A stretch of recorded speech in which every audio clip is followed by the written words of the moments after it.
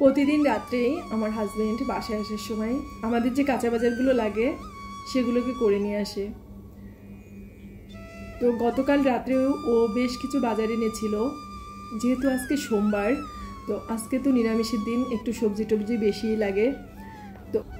তো রাত্রে হাজব্যান্ড আর কি বাসায় আসার সময় ও সবজি নিয়ে এসে সেগুলোকে ধুয়ে পুরো বাজার মেলে রাখছে।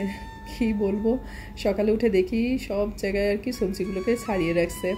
তো আজকে হাজব্যান্ডের সবজির দোকানের থেকেই সবজি নিয়ে আজকে তরকারিটা রান্না করব সকালে। আর আমার আটাটাও শেষ হয়ে গেছিলো, রুটিটা বানানো হয়ে গেছে, তারপরেও ভাবলাম যে আটাটাকে আর কি বয়ামে ঢেলে রাখি। ইচ্ছে ছিল বয়ামটাকে ধুয়ে তারপরে আটার প্যাকেটটাকে ঢালবো, কিন্তু যেহেতু প্যাকেটটা ছিঁড়ে ফেলেছি সে কারণেই ভাবলাম একবারে ঢেলে নিই, তারপরে এবার শেষ হয়ে গেলে একদম বয়ামটাকে ধুয়ে রেখে দিব। গতকাল রাত্রির যে সবজিগুলো এনেছিল ওখান থেকে কিছুটা সবজি নিব, আর ফ্রিজে কিছুটা সবজি আছে, তো সবগুলোকে নিয়ে কেটে দিব। শাশুড়ি মা আর কি আজকে সবজিটাকে রান্না করবেন।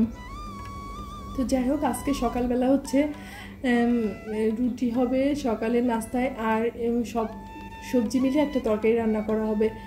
তো ফ্রিজেও কিছু আর কি সবজি ছিল, সেগুলোকে বেরো করে নিয়েছি। আর আমার হাজব্যান্ড গতকাল রাত্রে যে সবজিগুলো এনেছিল সেখান থেকে কিছুটা নিব, নিয়ে তারপর সবজিগুলোকে কেটে আর কি তরকারিটা রান্না হবে। তো আজকের তরকারিটা হচ্ছে আমি রান্না করব না, আমার শাশুড়িমা রান্না করবেন। আর আমার শাশুড়িমার হাতের এই রান্নাটা খেতে আমার খুবই মজা লাগে, মানে সব কিছু দিয়ে একটা তরকারি রান্না করে না, উনি অনেক সুন্দর করে রান্না করেন, মানে যেটা আমার কাছে অনেক মজা লাগে। আর আমি ঠিক ওইভাবে আর কি পাই না, মানে আমি রান্না করি সেমভাবেই কিন্তু স্বাদটা একটু অন্যরকম হয়। তো সে কারণেই শাশুড়িমা আর কি রান্নাটা করবেন, আমাকে বললো সবজিগুলোকে কেটে দিতে, আর উনি বললো আমি তারপরে রান্না করে নিচ্ছি। তো সে কারণে আমি আর কি সব যা যা লাগবে, মানে বেশ অনেক রকমের সবজি ছিল বাসায়, তো সবগুলোকে আর কি কেটে নিচ্ছি। তো আমার প্রায় কাটা হয়ে গেছে, দুই একটা পটল কাটলেই আমার আজকে সবজিগুলো কাটা হয়ে যায়।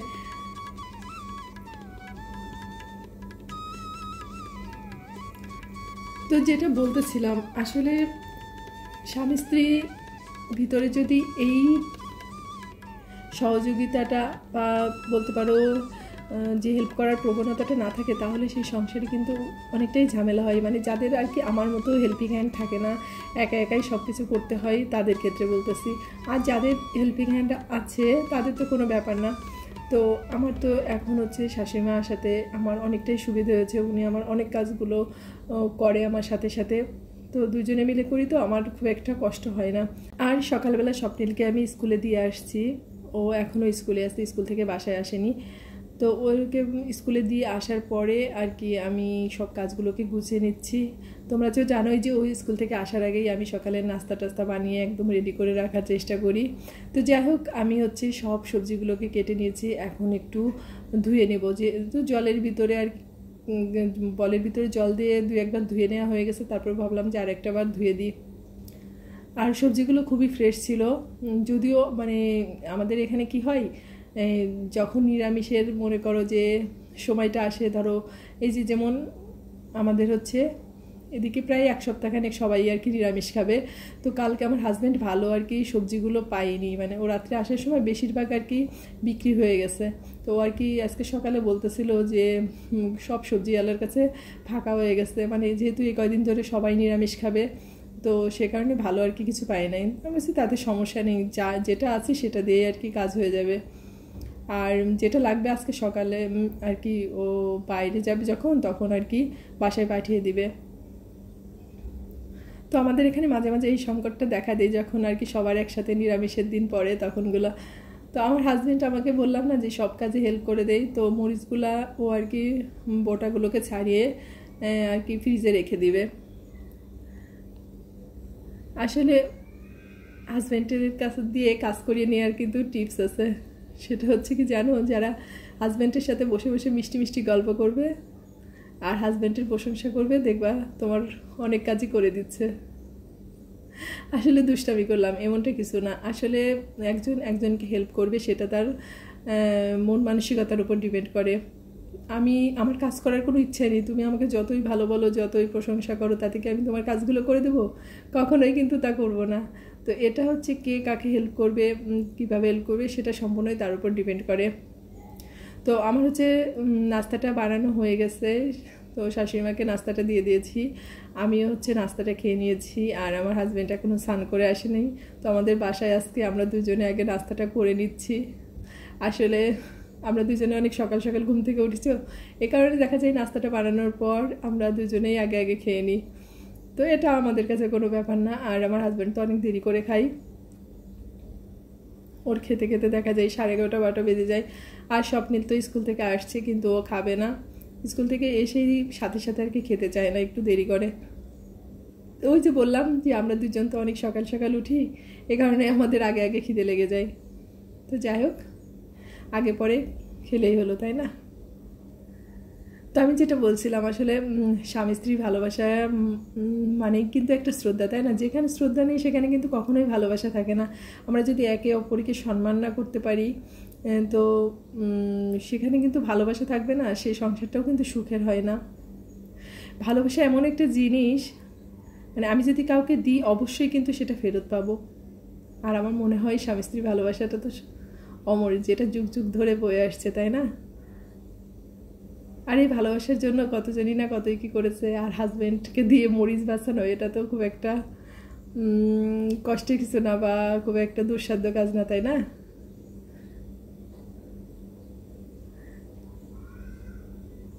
আসলে যেভাবেই হোক, আসলে প্রত্যেকটা মানুষের জীবনে ভালোবাসা কিন্তু খুবই দরকার।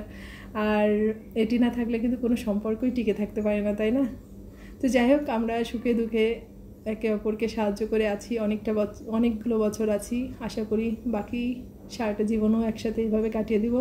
তো যাই হোক, আমি আর শাশুড়ি মা আর কি নাস্তা খাচ্ছিলাম, আর আমাদের তো গল্প থাকেই, খোশ গল্প। যখনই বসি দুইজনে নানান রকম গল্প ওঠে। তো যাই হোক, আমার নাস্তাটা খাওয়া হয়ে গেছে, এখন হচ্ছে স্বপ্নিল আর আমার ভাইকে খাবারটা দিয়ে দিব। আর আমার নাস্তা খাওয়ার পরেও কিছু কাজ আছে, মানে কি 2-3টা বিছানার চাদর আছে, বিছানার চাদরগুলোকে ধুয়ে তারপরে হচ্ছে স্বপ্নিলকে পড়তে বসাবো। আর আজকে তো যেহেতু নিরামিষ, তো দুপুরে আর সেভাবে রান্নার কোনো ঝামেলা নেই, শুধু ভাত ডাল আর ভাজি করলেই হয়ে যাবে। আর পরে যদি রাত্রে কিছু করার দরকার হয় তখন রাত্রে আর কি দেখা যাবে।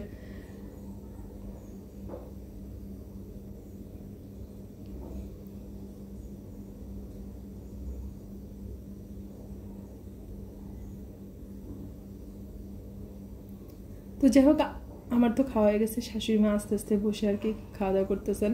আর যেহেতু বললাম আমি নাস্তা খাওয়ার পরে 2-একটা কাজ আছে, তো সেগুলোকে তড়িঘড়ি করে আর কি সেরে নেব, কারণ স্বপ্নিলকে এখন পড়তে বসাবো, তারপরে আবার দুপুরে রান্নাটা আছে, আর রুমগুলোকে একটু পরিষ্কার করব।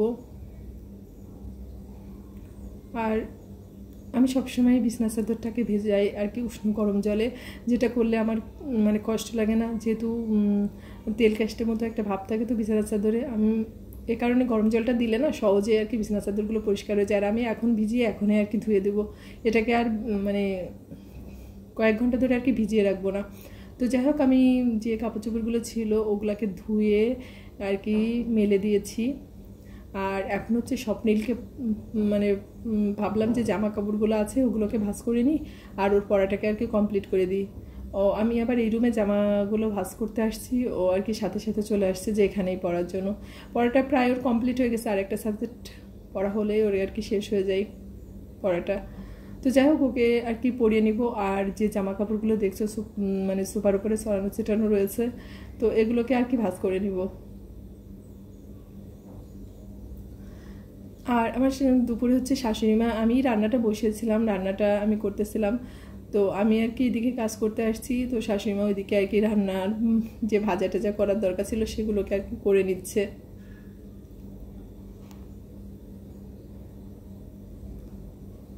আর কি হয়, প্রতিদিন দেখা যায় যে স্বপ্নিলকে স্কুল থেকে আসার পরে নাস্তাটা খাইয়ে ওকে পড়াতে পড়াতে না বেশ খানিকটা দেরি হয়ে যায়। আর মাঝে মাঝে দেখা যায় গ্যাসটা থাকে বাসায়, আবার মাঝে মাঝে দেখা যায় গ্যাসটা কমে যায়।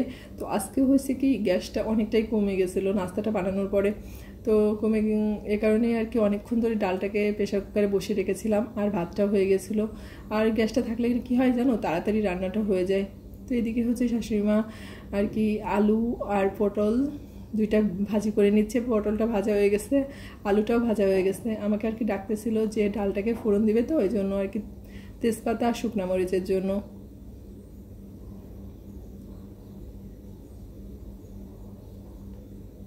আর আজকে হচ্ছে ডাল রান্না করা হবে, মটরের ডাল, সেটা হচ্ছে লাউ দিয়ে রান্না করা হবে। আর হচ্ছে যে পটল ভাজি, আলু ভাজি, আর সকালে যে তরকারিটা রান্না করা হয়েছিল সব মানে সবজি দিয়ে, তো সেটাই আজকে হচ্ছে দুপুরের খাওয়ার মেনু আমাদের।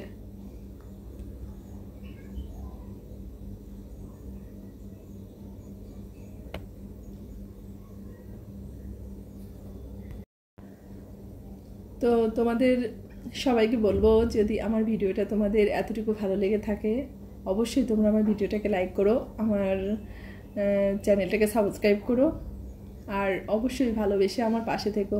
আর যারা আমার চ্যানেলটাকে সাবস্ক্রাইব করেছো তাদেরকে অসংখ্য ধন্যবাদ। আর যারা নতুন আছো, যদি আমার ভিডিওটা ভালো লাগে অবশ্যই তোমরা আমার চ্যানেলটাকে সাবস্ক্রাইব করো, ফ্রেন্ডস এবং ফ্যামিলির সাথে শেয়ার করে দিও। তো ভালো থেকো সবাই, তোমাদের সাথে দেখা হচ্ছে আমার পরবর্তী ব্লগে।